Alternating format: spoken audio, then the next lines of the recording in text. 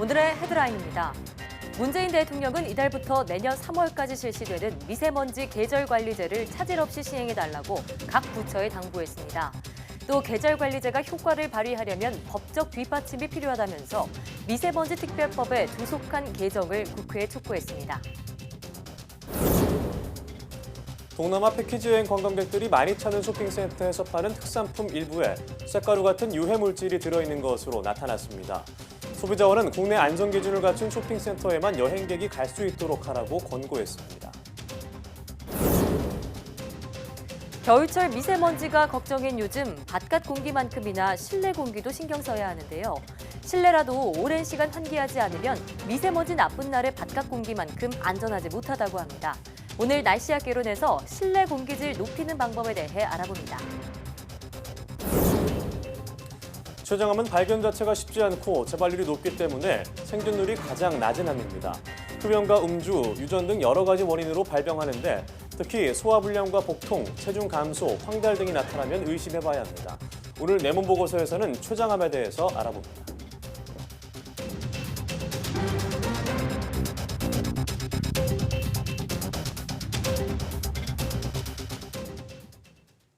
여러분 안녕하십니까? 사이언스 투데이입니다. 문재인 대통령은 이달부터 내년 3월까지 실시되는 미세먼지 계절관리제를 차질 없이 시행해 줄 것을 정부 각 부처에 당부했습니다. 문 대통령은 국무회의에서 고농도 미세먼지가 발생한 이후 비상조치에는 한계가 있기 때문에 선제적인 저감 조치 강화가 필요하다며 이같이 말했습니다. 또 계절관리제가 현장에서 효과를 발휘하려면 지방자치단체의 협력이 중요하다고 강조하고 서울과 경기, 인천 등 수도권 3개 지자체의 성과가 전국으로 확대될 수 있게 해달라고 밝혔습니다. 이와 함께 배출가스 5등급 차량의 운행 제한 등이 안착하려면 법적 뒷받침이 필요하다면서 미세먼지 특별법의 조속한 개정을 국회에 요청했습니다. 그럼 문재인 대통령의 국무회의 모두 발언을 들어보시겠습니다. 이달 1일부터 미세먼지 계절관리제가 시행되었습니다. 고농도 미세먼지가 발생한 후의 비상저감 조치로는 한계가 있었기 때문에 선제적으로 미세먼지 저감 조치를 강화하여 고농도 발생 빈도 자체를 줄이자는 취지입니다. 주무부처인 환경부를 비롯하여 모든 부처가 힘을 모아 차질 없이 시행해 주기 바랍니다. 국회에도 당부드립니다. 미세먼지는 국민의 건강권을 지키는 핵심적인 민생 문제입니다. 미세먼지 특별법의 조속한 개정을 기대합니다. 국민 여러분의 참여와 협조도 당부드립니다. 문재인 대통령이 지난달 한중일 3국 공동보고서를 통해 국가 간 미세먼지의 영향을 처음 공식 확인했다며 이웃 국가와의 공동 노력을 이끌어내기 위해 더욱 노력하겠다고 밝혔습니다. 문 대통령은 반기문 위원장과 국가기후환경회의 위원, 국민정책참여단 등 20여 명을 청와대로 초청해 오찬을 함께하고 이같이 말했습니다. 또 정부는 미세먼지 쉼터 지정, 노후경유차 사용 제한, 산업발전, 수송 분야 저감 대책 등 국가기후환경회의가 제안한 대책을 적극 수용하고 있다고 설명했습니다. 문 대통령은 미세먼지 문제 해결을 위해 꾸려진 국가기후환경회의의 가장 의미 있는 성과는 전문가, 시민사회뿐 아니라 정치권도 하나가 됐다는 점이라면서 앞으로도 협력을 당부했습니다. 반기문 위원장은 문 대통령에게 기후변화 대응을 위한 온실가스 감축량 목표 상향 조정과 함께 미세먼지 문제에 관한 중국과의 협력 노력을 정상 차원에서 계속 이끌어줄 것을 요청했습니다. 신임 유럽연합 집행위원장이 오는 2050년 유럽을 탄소 중립 대륙 원년으로 삼겠다는 포부를 밝혔습니다. 앞으로 10년 동안 우리 돈 1,305조 원 규모의 투자 계획도 곧 내놓겠다고 약속했습니다. 조승희 기자가 보도합니다. 우르줄라 폰데어 라이엔 신임 유럽연합 집행위원장이 유럽을 첫 탄소 중립 대륙으로 만들겠다고 선언했습니다. If our common goal is to be a climate neutral continent in 2050 in the European Union, we have to act now. We have to implement the policies now because it is a generational transition we have to go through. 탄소 중립은 신재생 에너지 발전 등의 노력을 통해 온난화를 유발하는 탄소 배출의 총량을 0으로 만드는 것을 의미합니다. 폰데어 라이엔 위원장은 이 목표를 위해 앞으로 10년 동안 우리 돈 1,305조 원 규모의 투자 기획안도 곧 내놓겠다고 설명했습니다. 그린딜은 유럽의 새 성장 전략이라며 이를 위해 연구와 혁신, 녹색 기술에 대한 투자가 절실하다고 밝혔습니다. 아울러 그는 내년 3월 되돌릴 수 없는 기후 중립으로 전환하기 위해 이른바 유럽 기후법도 제안하겠다고 덧붙였습니다. 샤를 미셸 EU 정상회의 신임 상임의장도 산업혁명과 기술혁명에 이어 이제는 녹색혁명을 이룰 때라고 강조했습니다. We have brought our planet to its knees. Now we need dramatically change how we do things and revolutionize our approach. 블룸버그 통신은 이 같은 목표를 이루려면 당장 오는 2030년부터 에너지 시스템과 사회 기반 시설 투자 등에 연간 우리 돈 약 228조에서 379조 원이 추가로 필요할 것으로 추산했습니다. YTN 조승입니다. 국내 3대 손해보험사 가운데 하나인 DB손해보험이 기후변화 대응과 미세먼지 해결을 위한 탈석탄 금융을 선언했습니다. DB손해보험과 한국교직원공제회, 대한지방행정공제회는 서울 전경련타워에서 기자회견을 열고 앞으로 국내외 석탄발전소 건설을 위한 사업에는 금융투자와 지원을 하지 않겠다고 밝혔습니다. 국내 민간 금융기업 가운데 탈석탄 선언을 한 건 DB손해보험이 처음입니다. 최근 수도권 일대에서 발생한 BMW 화재는 배기가스 재순환 장치와는 관련이 없는 것으로 드러났습니다. 국토교통부는 지난 10월 말부터 지난달 초 사이 잇따라 발생한 BMW 차량 화재 6건을 정밀 조사한 결과 불이 난 차량은 각각 다른 모델이었으며 화재 원인도 달랐다고 밝혔습니다. 지난 10월 27일 의정부에서 불이 난 BMW 328i는 500도 이상의 고온에서 작동하는 촉매 장치에서 불이 시작된 것으로 확인됐고 의왕에서 발생한 640D 차량 화재는 연료 공급 장치 불량으로 연료가 샌 탓이었습니다. 성남에서 불이 난 525D 차량은 미세먼지 저감 장치 파열이 문제였고 서울 마포에서 불이 난 320D는 연료 공급 호스 불량으로 판단했습니다. 국토부는 지난달 3일 용인에서 발생한 X6를 포함한 3건의 화재는 미세먼지 저감 장치와 관련 있는 것으로 추정돼 환경부 등과 공동 조사를 벌일 계획입니다. 정부가 당초 전국의 불법 폐기물 120만여 톤을 연말까지 처리하기로 했으나 지금까지의 처리량은 60%에 그친 것으로 나타났습니다. 환경부는 올해 1월 전수조사로 확인된 불법 폐기물 120만 3천 톤 중 11월 말 기준으로 60.3%인 72만 6천 톤을 처리했다며 올해 안에 90여만 톤을 나머지는 내년 상반기까지 모두 처리할 계획이라고 밝혔습니다.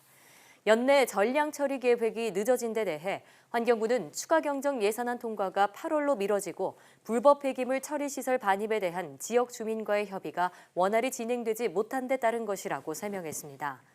환경부는 개정된 폐기물관리법이 내년 5월부터 시행되면 폐기물 불법 처리에 대해 부당이득의 3배까지 과징금을 부과하는 등 처벌이 대폭 강화된다고 밝혔습니다.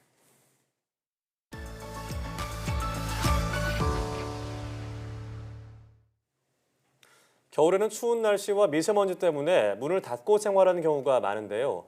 하지만 하루 대부분의 시간을 보내는 만큼 깨끗한 공기질 관리가 무엇보다 중요합니다. 네, 오늘 날씨학 개론에서는 쾌적한 실내 공기질을 유지하는 방법에 대해 알아보겠습니다. K웨더 반기성 센터장과 함께합니다. 어서 오세요. 네, 안녕하세요. 네. 자, 미세먼지가 나쁜 날에 실내에서도 좀 공기정화 장치가 없는 그런 곳에 있으면 저는 좀 딜레마가 드는 게요. 네. 여기가 안전할지 아니면 차라리 미세먼지가 있는 바깥이 나을지 잘 모르겠더라고요. 어디가 더 안전할까요? 일반적으로는 미세먼지 농도가 주의보 이상, 우리가 이제 초미세먼지 세제곱미터당 75마이크론 이상이죠.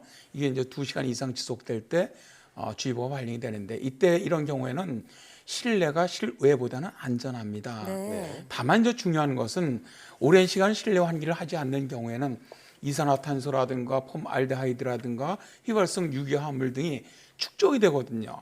따라서 이제 건강하고 쾌적한 실내 환경을 위해서 미세먼지가 나쁜 날에도 하루에 10분씩 3번 이상 창문을 열고 환기하는 것이 좋고요. 네. 특히 실내에서 유리하는 경우에는 자연 환기와 동시에 주방에 후드 장치를 가동하는 것이 좋다. 이게 이제 국가기후 환경위에서 권고한 사항이죠. 네, 실내가 더 낫다 이런 얘기네요. 네, 미세먼지가 나쁜 날에도 적당히 환기를 해주는 것이 좋다 이런 얘기군요. 네. 네. 자, 그런데 이 공기청정기를 사용하시는 분들이 많은데 공기청정기를 켜놔도 이 환기를 해야 되는 것인지 궁금해하는 분들이 많은 것 같아요. 어떤가요? 여기 대해서 이제 김윤신 그 건국대 석좌 교수는 공기청정기는 미세먼지를 10에서 한 30% 정도 낮추는 효과가 있다. 그러나 이산화탄소나 휘발성 유기화합물 같은 가스 상태의 물질은 제거할 수 없다. 또 공기청정기는 주기적으로 필터를 교체하거나 청소를 하는 등 제대로 사용해야만 효과를 얻을 수 있다라고 설명하고 있는데요. 이 얘기는 공기청정기는 바로 미세먼지가 높은 날 환기를 한 후에 창문을 닫고 공기청정기를 가동해야만 미세먼지 농도를 줄이는데 효과적이라고 볼 수가 있습니다. 네. 이제 그리고 공기청정기 필터를 재활용할 수 없느냐는 이런 질문도 많거든요. 네. 공기청정기의 경우는 일부 세척 가능한 필터는 필터 먼지를 제거하고 재활용이 가능합니다. 네. 그러나 이제 필터는 사전 점검 결과에 따라 종류별로 한 6개월에서 1년 주기로 교체하는 것이 좋습니다. 네, 공기청정기는 미세먼지를 심한 날에도 환기를 시켜놓은 다음에 창문을 닫고 공기청정기를 가동하는 게 좋다 말씀해 주셨는데 네네. 그러면 차량용 공기청정기는 어떻게 사용하는 게 좋을까요? 같은 방식일까요? 네, 그렇습니다. 공기청정기가 이제 차 내부 미세먼지 농도를 낮추는 효과는 확실히 있습니다. 네. 차가 뭐 멈춰 있을 때나 터널을 달릴 때 모두 이제 공기청정기를 가동하니까 미세먼지 수치가 낮아졌다는 거죠. 하지만 전문가들은 차 내부의 공기질을 개선하기 위해서는 공기청정기만으로는 부족하다라고 지적을 하고 있거든요. 예. 김필스 그 대림대 자동차학과 교수는 밀폐된 차에 여러 사람이 타면 내뱉는 날숨에 의해서 이산화탄소 농도가 높아져서 졸음운전을 유발할 수 있다고 말하면서 1시간에 한 번씩 환기를 해줘야 한다라고 지적을 했습니다. 네. 이어서 이제 미세먼지 농도가 높은 날에는 창문을 열어 환기를 시키는 것보다는 공기를 외부 순환 모드로 해서 에어컨 필터로 미세먼지가 걸러져서 내부로 들어오게 하는 방법도 좋다 이렇게 이야기를 하고 있고요. 네. 일단 뭐 공기 외부 순환 모드를 잘 활용하기 위해서는 필터 관리가 굉장히 중요하거든요. 필터는 6개월 주기로 교체하는 것이 좋고요. 공기 순환 통로도 한두 달에 한 번씩은 꼭 청소하는 것도 도움이 됩니다. 네. 또 차량 내부 바닥 청소도 공기질 향상에 아주 좋게 기여를 합니다. 들을수록 이 공기 순환이 정말 중요하다는 생각이 듭니다. 예. 자, 그런데 이렇게 환기를 할 수 있는 곳은 이렇게 하면 좋겠지만 뭐 지하철이나 뭐 지하상가 이런 곳은 환기가 어렵잖아요. 맞아요. 이런 곳은 어떻게 해야 될까요? 일단 뭐 서울시에서는 이제 미세먼지 시즌제죠. 12월부터 내년 3월까지 지하역사, 어린이집, 또 의료기관 등 시민생활과 밀접한 다중이용시설 624곳에 대한 실내 공기질 특별 점검을 실시하고 있죠. 이 법 사항을 적발하는 방식의 점검이 아니라 실제로 쾌적한 실내 공기질 유지를 위한 관리가 제대로 이루어지고 있는지를 좀 집중적으로 들여다볼 계획이라고 해요. 이를 위해서 공기정화 설비가 적정하게 가동되는지, 또 고농도 미세먼지 대응 설명서를 갖추고 있는지 등을 꼼꼼하게 확인을 할 것이라고 합니다. 그리고 이제 관리 상태가 열악한 시설에 대해서도 오염도 검사도 의뢰를 할 겁니다.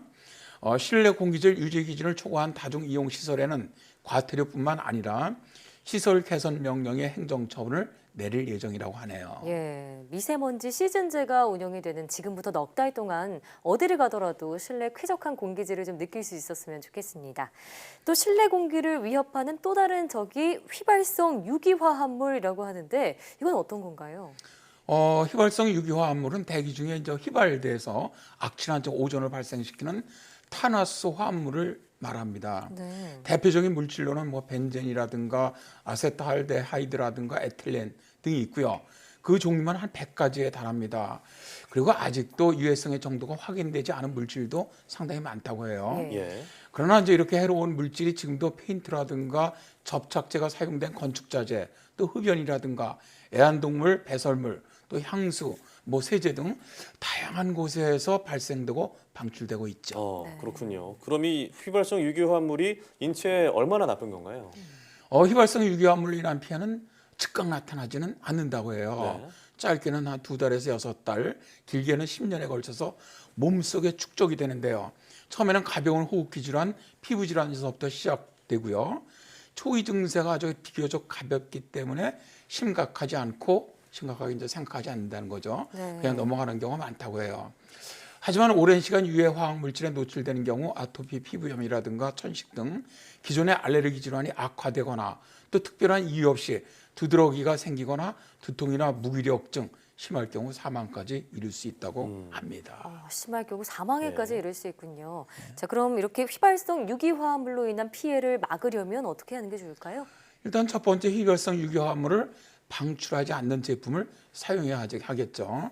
특히 실내 공간에서는 뭐 가구라든가 건축 자재 등에 사용된 접착제나 또 가구의 측 후면에서 방출되는 경우가 많거든요. 네. 그래서 환경부에서 안정성을 검증받은 KS 마크나 KC 마크가 부착된 친환경 제품을 사용하는 것이 좋습니다. 네. 두 번째는 이제 베이크아웃이죠. 외부로 통하는 문과 창문을 모두 닫은 다음에 가구의 문을 열고 보일러를 한 30도에서 40도 사이 고온으로 올려서 숨어있는 유해 물질을 배출하는 거죠. 예. 보일러를 한 8시간 정도 고온으로 유지한 다음에 4시간 동안 충분한 환기를 반복해주면 실내 공기가 상당히 깨끗해집니다. 이제 마지막으로 식물이 공기 정화 능력이 좋기 때문에 식물로도 충분하겠다라고 생각하시는 분들이 많을 텐데요. 미국의 드렉셀 대학교 연구진에 따르면 실내 식물의 공기 정화 능력은 생각보다 좀 과장되었다. 네. 이런 결론을 내렸거든요. 결국 이제 실내를 건강하게 만드는 방법은 통풍이 잘 되도록 환기를 시키는 겁니다. 네, 오늘 이 시간을 통해서 환기가 생각보다 엄청 중요하다는 것을 알게 됐고요. 네.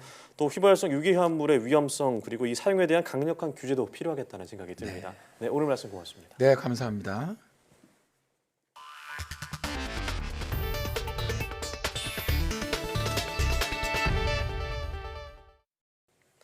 이세돌 구단이 인공지능 바둑 프로그램 한돌과의 은퇴 대국을 펼칩니다. NHN은 이세돌 구단과 한돌의 대국이 오는 18일부터 4일 동안 모두 3차례에 걸쳐 진행된다고 밝혔습니다. 두 번의 대국은 서울에서, 마지막 3국은 이세돌의 고향인 전남 신안군에서 열립니다. 한돌은 NHN이 2017년 12월 선보인 인공지능 바둑 프로그램으로 올해 1월 신민준 구단 등과의 5연전에서 모두 이겼습니다. 국내 연구진이 위성 신호를 필요한 곳에만 보낼 수 있는 기술을 개발했습니다. 한국전자통신연구원은 선박이나 항공기가 있는 곳에만 위성 신호를 할당할 수 있는 위성통신 모뎀을 개발하고 검증을 마쳤다고 밝혔습니다. 연구팀이 개발한 모델 시험 결과를 보면 통신 데이터 용량과 분배 효율이 기존 기술보다 최대 20% 증가했고 신호당 낼 수 있는 최대 속도도 초당 400메가비트로 기존 속도의 2.7배에 달했습니다. 연구원은 이 모뎀 기술을 내년 상반기 프랑스에서 발사 예정인 위성에 탑재하는 것을 목표로 하고 있습니다.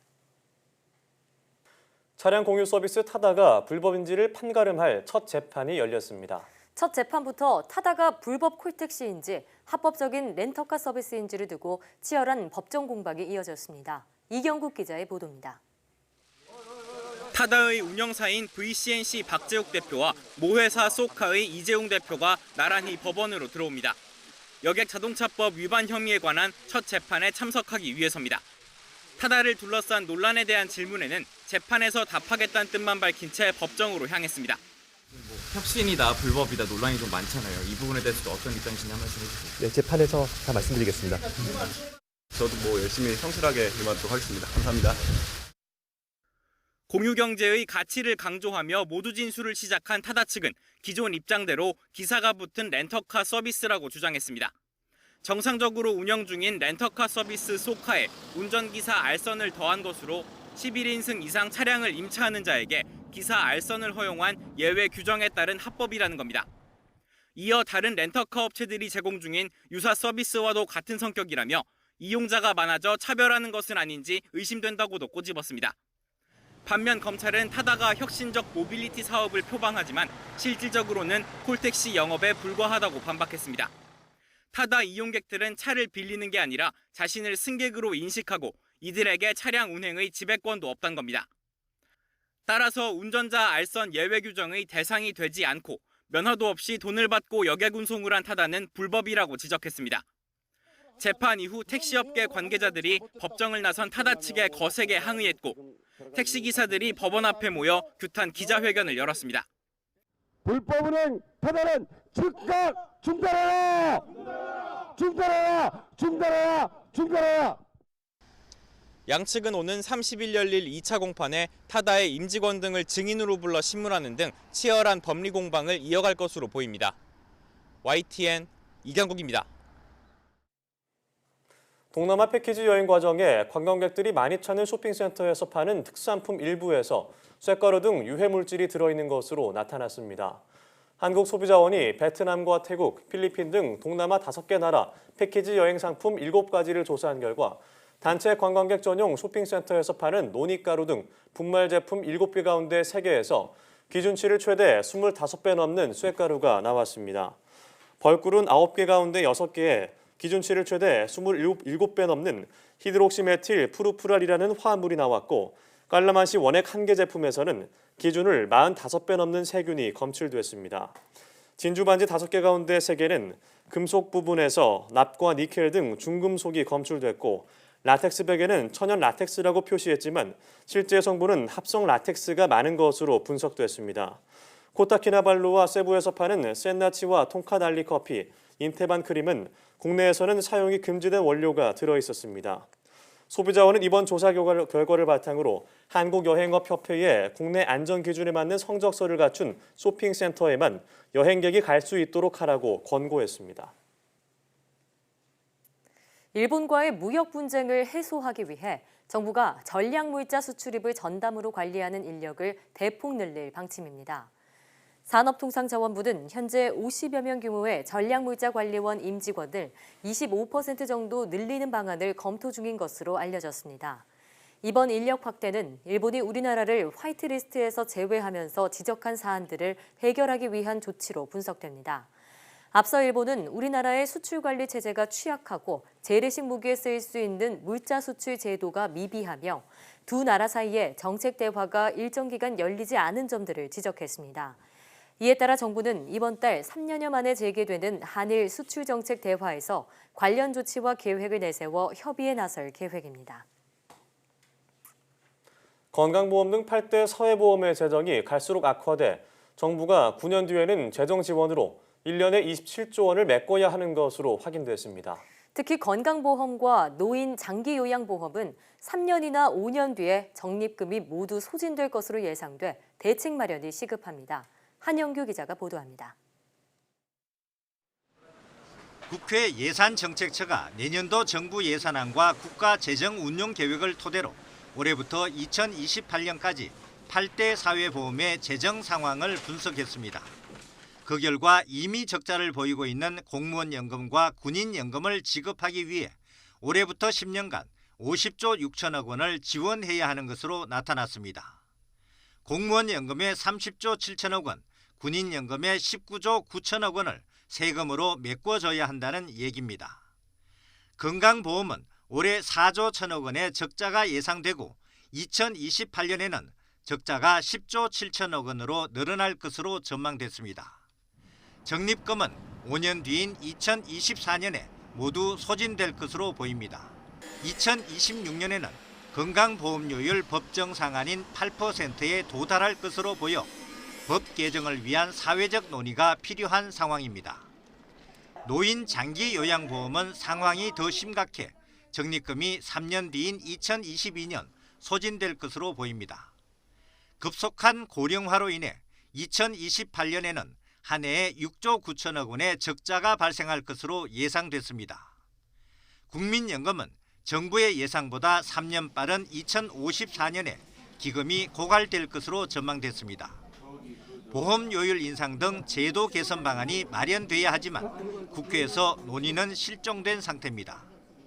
국회 예산정책처는 수입보다 지출이 2배 많은 군인연금의 경우에도 부담률 인상과 연금 개시 연령 조정 등 개선 방안을 검토해야 한다고 밝혔습니다. YTN 한영규입니다.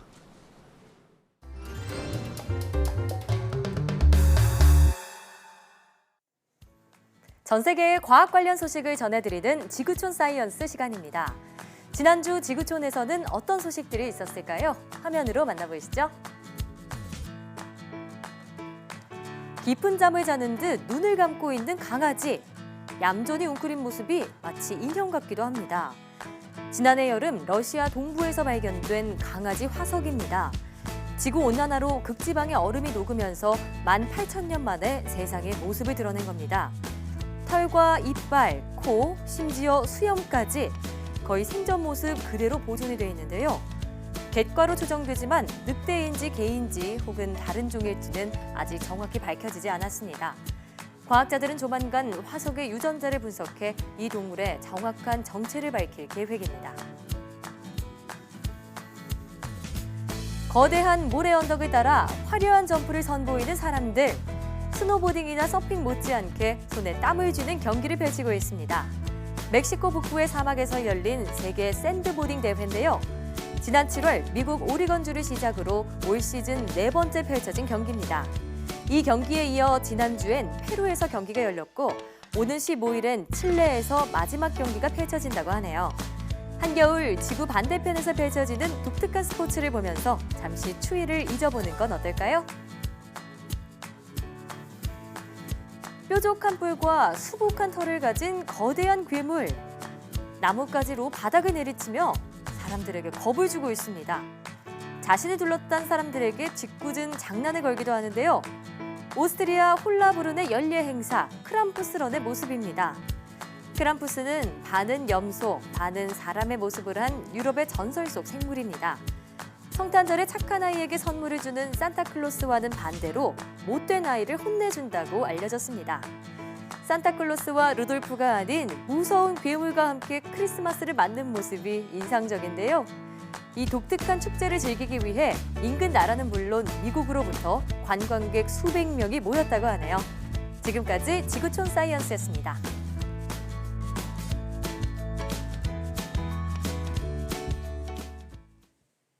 평생 동안 성인의 3분의 1이 심한 어지럼증을 경험한다고 하죠. 원인은 다양한데 움직일 때마다 어지럼증이 심하다면 이석증일 수 있습니다.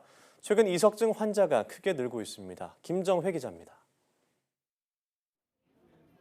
윤한나 씨는 석 달 전 생긴 돌발성 난청이 최근 이석증으로 진행됐습니다. 난청에 따른 이명 증상도 힘들었지만 어지럼증은 견딜 수가 없었습니다.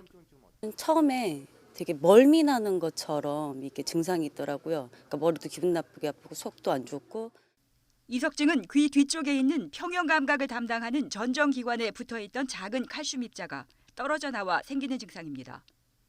회전 감각을 담당하는 반고리관에 들어간 경우 작은 움직임에도 몸이 빙글빙글 도는 것처럼 어지럽고 이석이 들어간 위치에 따라 눈동자가 마구 흔들립니다. 이 어지럼증의 양상이 이제 이석증은 좀 다릅니다. 즉 돌이 있어야 될 부분에서 없는 부분으로 빠졌기 때문에요. 크게 이석증이 있느냐 없느냐 하는 부분은 움직일 때마다 어지럼증이 생기느냐 안 생기느냐를 좀 간단하게 구분할 수 있습니다. 이석증 환자가 최근 5년간 연평균 4.8%씩 늘었습니다. 여성 환자가 대부분이고 그중에서도 50세 이상인 경우가 압도적으로 많습니다. 물리적 충격에 의한 경우를 제외하면 발생 원인은 정확히 밝혀지지 않았는데 이석을 붙잡고 있는 끈끈한 성분이 노화로 약해진 경우와 심한 감기도 원인 중 하나로 추정됩니다. 노화에 따라 생기는 병 중에 하나가 대표적으로 이석증입니다. 머리를 다치거나 귀를 다치게 되면 충격에 의해서 돌이 떨어져 나가서 생길 수도 있고요. 또 감기 바이러스 때문에 염증 반응이라든지 혈액순환 장애가 생겨서 메니에르 증상으로도 보기 쉬워서 자가 진단하기보다는 자세 변화에 따라 눈동자 흔들림을 확인하는 안진 검사 등 정확한 검사와 진료가 필요합니다. 자연이 호전되기도 하지만 증상이 확인되면 머리를 돌려가며 이석을 이동시키는 이석 치환술을 합니다. 1, 2회 시행으로 90% 이상 치료될 정도로 치료는 비교적 잘 됩니다. 하지만 재발도 잦아서 30%의 재발률을 보입니다. YTN 김정희입니다. 애초 이달부터 시행하려던 자궁과 난소 초음파 검사 건강보험 적용이 내년 초로 늦춰졌습니다.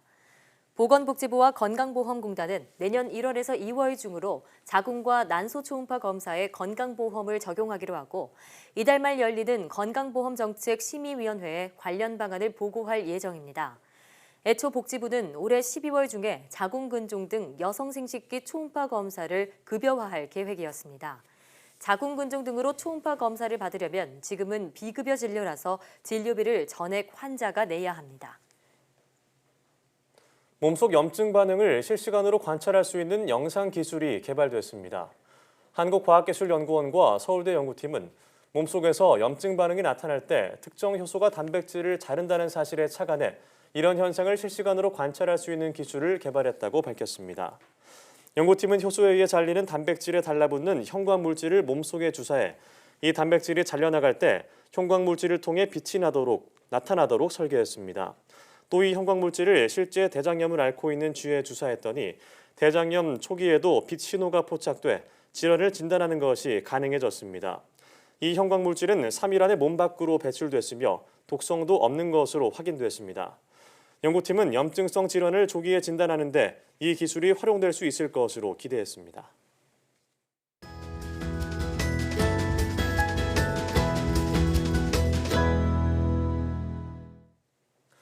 발견 자체도 쉽지 않고 전이가 빨라 치료가 어려운 암이 있습니다. 바로 췌장암인데요.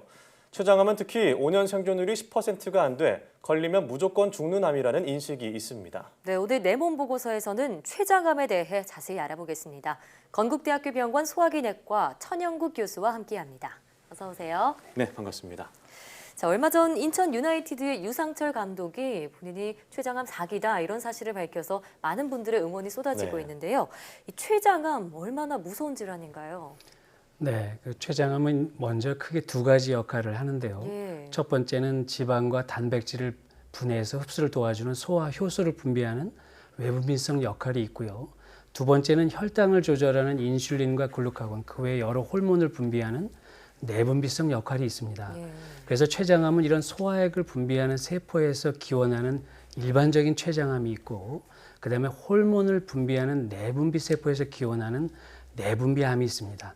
참고로 그 스티브 잡스가 알았다는 게 이 두 번째 췌장 내분비암이 되겠습니다. 췌장암이 두 가지가 있다 말씀을 해주셨는데요. 그럼 이 췌장암이 발병하는 원인은 무엇일까요? 네, 여러 가지 원인이 있는데요. 일단 여성보다는 60세 이상의 고령의 남성에서 발생률이 높습니다. 그 다음으로 이제 흡연, 술 자체가 원인은 아니지만 잦은 음주로 인해서 반복적인 췌장염이 발생해서 만성 췌장염이 발생한 경우, 그다음에 당뇨병을 오래 앓아온 사람, 고지방 식이 습관이 있는 비만한 사람에게 잘 발생합니다.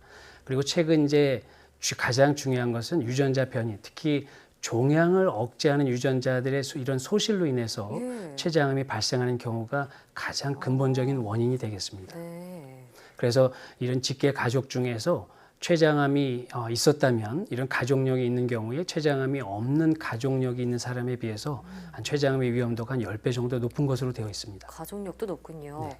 자, 그런데 췌장암은 보통 증상이 거의 없어서 더욱 무섭다 이렇게 알려져 있거든요. 정말 아무런 증상이 느낄 수 없는 건가요? 네, 그게 가장 큰 문제인데요. 췌장암의 이제 초기 증상이 거의 없다는 게 이제 가장 큰 문제입니다. 그래도 췌장암을 의심해 볼 수 있는 증상이 있는데요. 먼저 이유 없이 체중 감소가 지속되고, 그 다음에 소화불량이 있으면서 상복부 불편하면서 등 쪽으로 통증이 동반되는 경우를 의심해 볼 수 있겠습니다. 이런 경우는 췌장암의 검사를 한번 병원에 오셔서 해보시는 게 좋겠고요. 그 다음에 이제 50세 이후에 전에는 건강했는데 당뇨를 새롭게 진단받는 경우, 이런 경우도 췌장암에 의해서 당뇨가 발생할 수도 있었기 때문에 췌장암에 대한 검사를 해보는 것이 좋겠습니다. 네, 모든 암 중에서 특히 췌장암의 진단과 치료가 어렵다고 하는데 그 어려운 이유가 있을까요?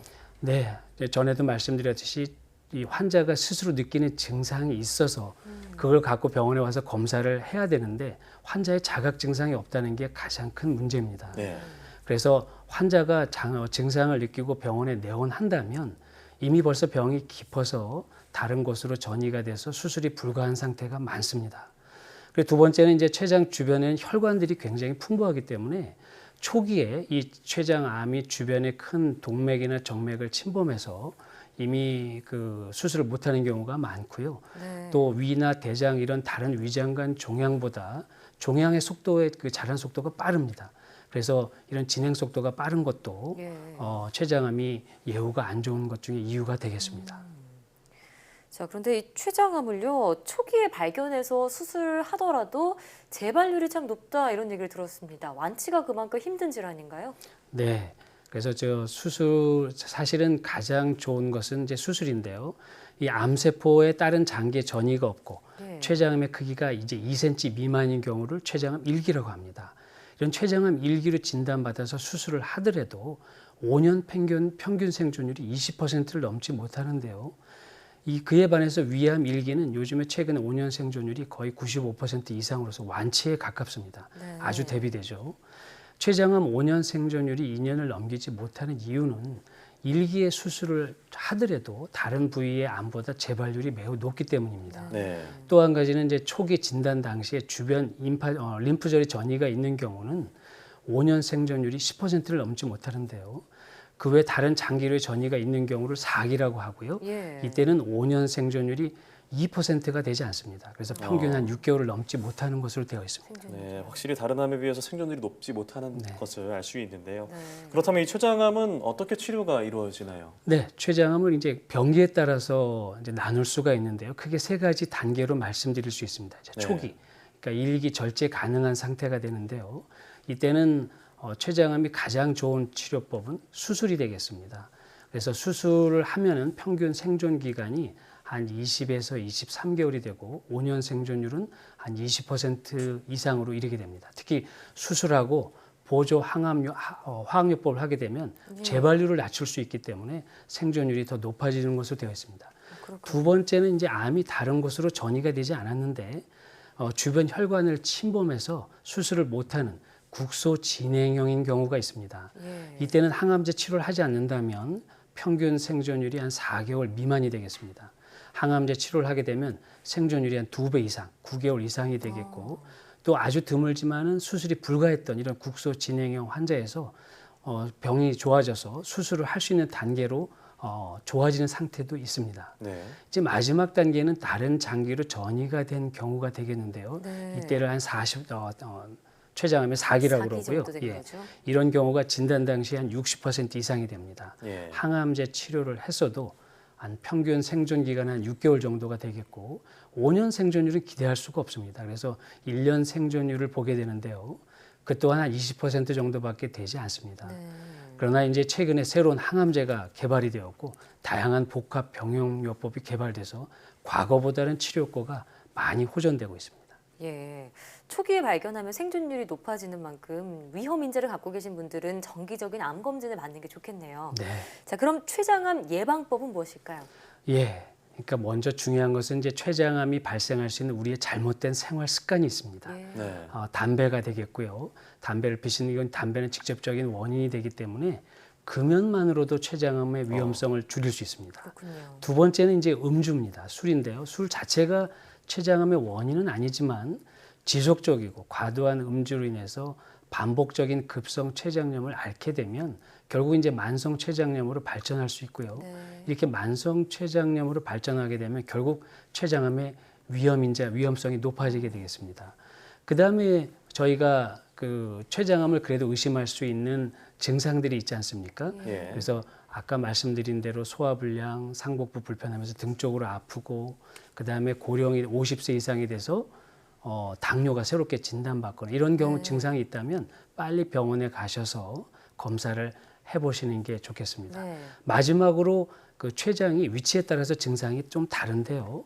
췌장의 그 장기 앞쪽에 혹이 생기게 되면 담즙을 내려가는 담도를 폐쇄시키기 때문에 황달이 발생합니다. 황달의 증상은 어느 날 갑자기 눈이 노래지거나 소변이 진해지면서 마치 혈뇨처럼 보인다면 황달이 생긴 건데요. 이런 경우는 한번 췌장암 검사를 한 번 정도 해보시는 게 좋겠습니다. 네, 그리고 특히 교수님께서 의사로서 췌장암 환자에게 좀 드리고 싶은 말씀이 있다고요. 네, 아까 서두에도 우리 기자분께서 말씀하셨듯이 췌장암이 일반 사람들이 치료가 불가한 것으로 인식을 하고 있습니다.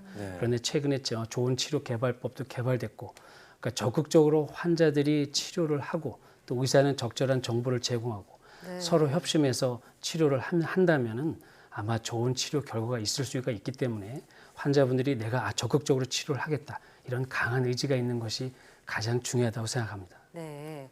자, 췌장암 생존율을 높이는 데는 이처럼 환자의 의지가 중요한 만큼 유상청 감독을 비롯해서 많은 환자분들이 끝까지 포기하지 않으셨으면 좋겠습니다. 네, 오늘 말씀 잘 들었습니다. 네, 감사합니다. 고맙습니다.